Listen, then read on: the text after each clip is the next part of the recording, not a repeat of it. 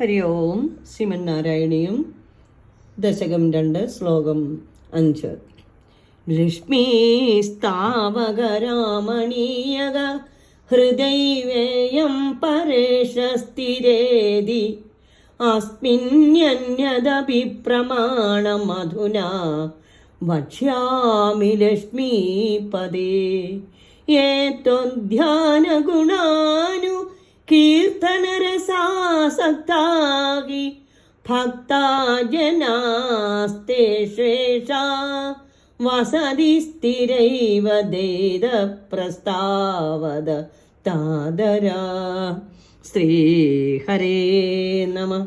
ഹേ ലക്ഷ്മീപദേ, അല്ലേ ശ്രീവല്ലഭ, ലക്ഷ്മിയുടെ ഭർത്താവായവനെ.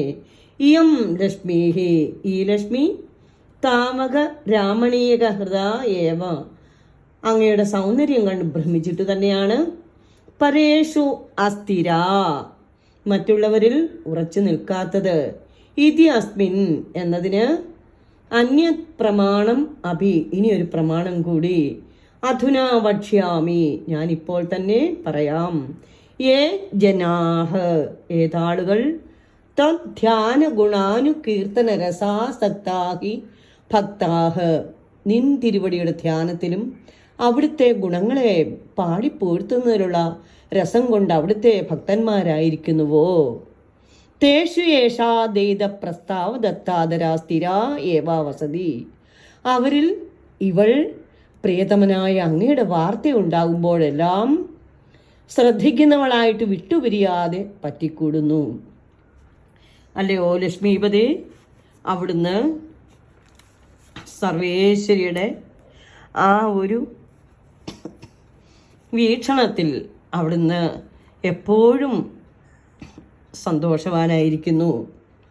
ലക്ഷ്മീകാന്തനായ മഹാവിഷ്ണു അങ്ങയുടെ രാമണീയകത്താൽ ആകൃഷ്ടയായതുകൊണ്ടാണ് ലക്ഷ്മി ദേവി അന്യരിൽ അസ്ഥിരയായിരിക്കുന്നു എന്ന പ്രസ്താവനത്തിന് മാറാതെ മറ്റൊരു തെളിവ് കൂടി ഞാൻ പറയാം. അങ്ങേ ധ്യാനിച്ചും അവിടുത്തെ ഗുണഗണങ്ങൾ കീർത്തിച്ചും ഉണ്ടാകുന്ന രസത്തിൽ മുഴുകിയിരിക്കുന്ന അങ്ങയുടെ ഭക്തന്മാരിൽ ഭർത്താവിനെ കുറിച്ചുള്ള പരാമർശങ്ങളിൽ ബദ്ധശ്രദ്ധയായ ലക്ഷ്മി ദേവി സ്ഥിരയായിട്ട് തന്നെ വസിക്കുകയാണ്.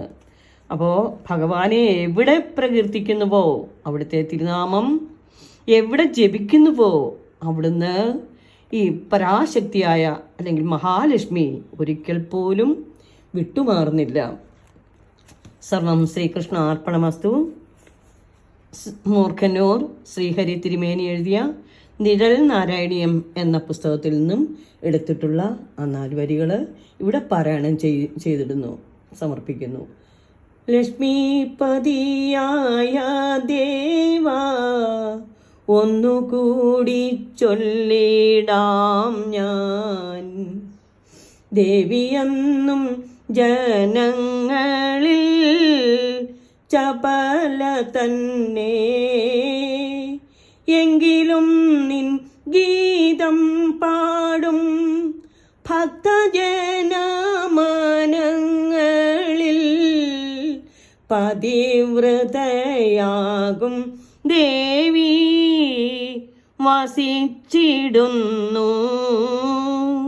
ശ്രീഹരേ നമ. സർവം ശ്രീകൃഷ്ണാർപ്പണമസ്തു. ഹരി ഓം.